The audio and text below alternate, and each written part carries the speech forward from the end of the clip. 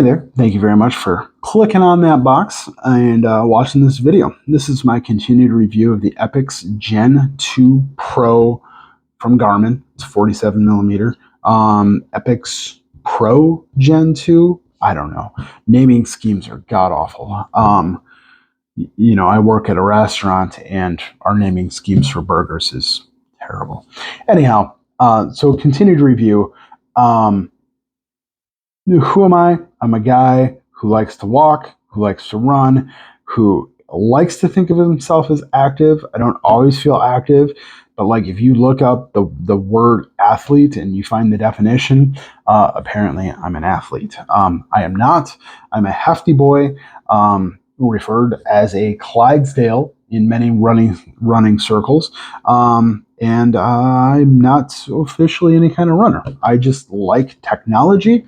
I like playing with new toys, and that's me.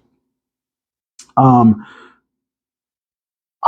typically watch DC Rainmaker, Dad's Fit, Chase the Summits, and Run Testers.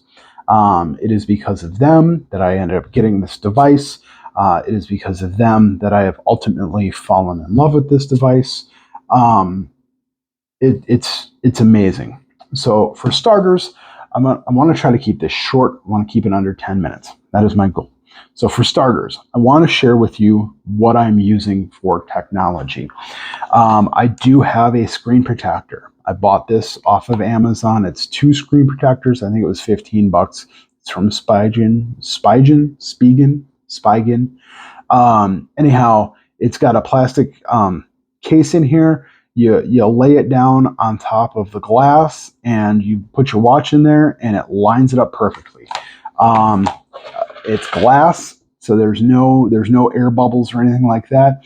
Creates a nice even seal around here. I did not get the Sapphire Edition. Why did I not get the Sapphire Edition? Because I didn't need to spend the money on it. Did I need to spend the money on the standard edition? No, I did not. But I still did, and my wife still loves me. So anyhow, I have the Noto City from Amazon. I bought 2 watch bands. I think it's like $15. I got green and I got orange. It is a very nice upgrade from what Garmin provides in the box. It is very, very rubbery. It has like this muted squeaky sound, but it is not, I don't know, I'm just not a fan. It's very thick, it's stiffer, and like that rubbery feel to it, I don't like it. So I bought the Noto City, which I'm a fan of.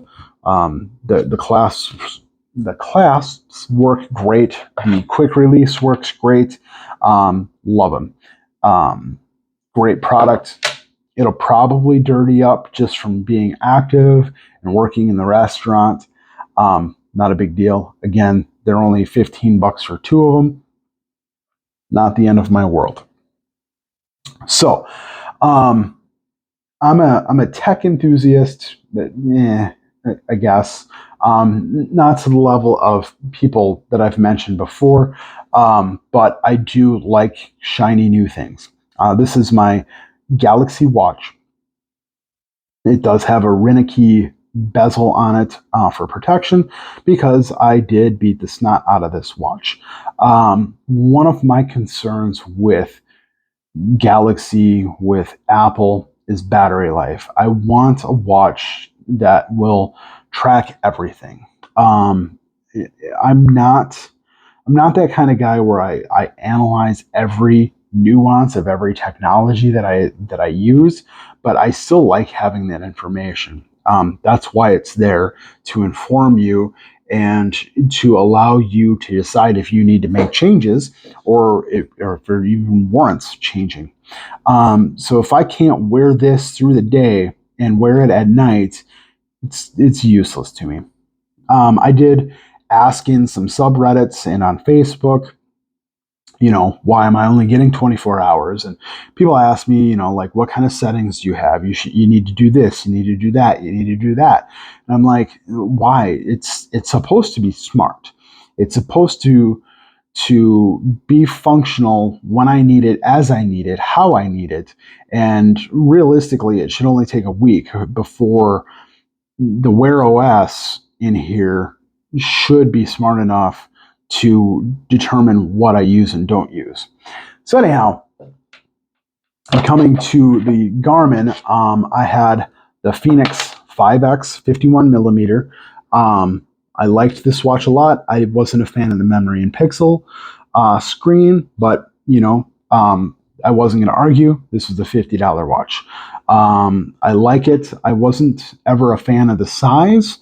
You run into everything. My initial driver to a different watch was on the back of here. There's this rubber texture on the heart rate sensor. There had been some cracking in here, and so it was causing some significant skin irritation. So that's when I started pining for bigger and better. And ultimately, I bought the Epix for the AMOLED screen, the flashlight, love it. But I ended up buying a case for this watch off of Walmart.com. It came from a third-party shipper. It took 3 weeks to get here, but it is a brand new casing back for this watch. I went to YouTube, watched a video on how to replace it, and actually it was how to replace the battery. The gentleman was putting in a bigger battery in his watch. Not sure why you would need that. This thing lasts forever. But anyhow, so I learned how to take this apart and put it back together. Much to my surprise, I didn't fuck it up. Which is pretty rare in my case. So anyhow, I still have it as a backup watch, just in case. But so yeah, so this is my Phoenix, or my Epix. And so what I did this last week was I charged this up Wednesday night, 100%. Took it off the charger, 5 o'clock on Wednesday night. I did a whole mess of activities. On Thursday, I did cadence and running. So that was about 30 minutes on GPS, on music, and using the light. I have it timed to turn on during the nighttime. So I did that. I did strength training while listening to music. Obviously, no GPS needed for strength training. On Friday, I did running. I feel like I did 5K that day. So the flashlight, GPS, 5K. On Saturday, I just tracked steps. I took it easy on Saturday because I'm fat. Sunday, we went out and did some walking. So I did do GPS with that. The flashlight wasn't on because it was midday and I didn't listen to music. Monday, I didn't do anything other than track steps. Tuesday, I did cadence training and running. That was 10K with the lights, with music, with GPS. And then today, Wednesday, I did start an activity using GPS. That was with the battery at 8%. I had some fear that it was going to run out, and it probably would have. When I started, I had 22 hours of battery. By the time I was done with my activity today, I was down to 16 hours. And that was walking for 30 minutes, realizing I was going to kill the battery. I turned everything off and just went to step tracking only. Walked 2 hours back, and was down to 4% when I plugged this back into the charger. Absolutely impressed with the battery life. So with GPS tracking, with the flashlight, listening to music, obviously you're going to eat up a ton of battery on this bad boy. But again, your typical usage is going to be 14 days. which is great, and that's what it tells you. And then with the step tracking, I did check my watch while I was walking the 4 hours, and hour by hour, it was telling me, "Yep, you're losing this much battery. You're losing this much battery." When I started the activity, including the GPS usage, I was at 8%. When I was done just tracking steps for the 4 hours, it was down to 4%. After about 45 minutes of being charged, it went from 4% to 75%. I took this off of the charger after an hour and 10 minutes. It is at 97%. And at 97%, it's good for 17 days of general usage. It is pretty darn accurate as far as that goes. Obviously, you use GPS, depends. So I use out of the box, it has it set for it'll decide its own GPS. So I don't have dual band. I don't have the single band. I just let it choose what it needs to choose. It's accurate. So far as I know, with my cadence training yesterday, I included a 10K run, jog, jogging, as they call it. And so, like, that seemed a little off. So, not so Saturday, I am going to strictly just do my normal route, which is a 6.26 mile route. And I'm going to check to make sure that the GPS is accurate.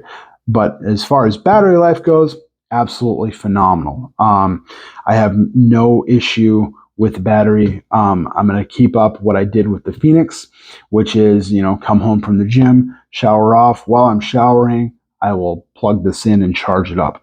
5-10% should last me the whole day and then some for the next activities the following day. I don't ever want to charge it over 90%, want to keep that battery life.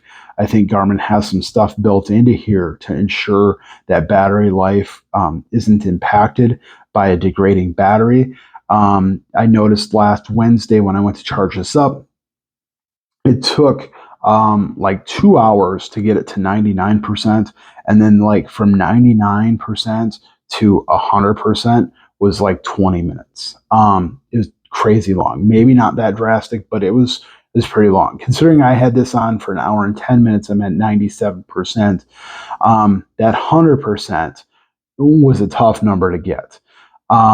Use the same charger, use the same cable, so that shouldn't be an issue. I think it's inside internally. They've got some kind of safety measure to make sure that the battery doesn't degrade, which is smart because you're paying $1,000 for a device. Last thing you want to do is have to replace it because the battery is degrading, after 2 or 3 years. So I will never let this get over 90. It's at 97 because I wanted to test how long it would take to get it from 4%. I did that. Absolutely love this watch. I will continue probably in another month. Post something else about how awesome this watch is. Absolutely love it. I did get some people ask me why I switched from one size to the other. Just preference. I have a big enough wrist that suits the Phoenix 5X 51 millimeters. I liked it. It's a big, heavy, bulky boy, and you knock into everything. So going to the much smaller, slimmer, narrower in depth Epix was why I went with the 47 millimeter. Battery life was the only real advantage to the 51. Just because it has a bigger battery in it. You don't need the battery. Unless you're doing ultra marathons, there's not, and I'm not ever probably going to achieve that level of fitness. So anyhow, love this watch. Again, if you have any questions, comments, I'll definitely follow up with after this post. But I love this watch. Get it. I did get it on Amazon. Amazon had a deal on it. not in price, but I can do monthly payments. So this thing will be paid off in 6 months, no finance charges, no nothing. So $174 a month for the next 6 months. This it's going to be paid off, which is great for my wallet. Great for not accruing any interest, and great for Amazon because they earn my business. So thank you very much. Have a great day.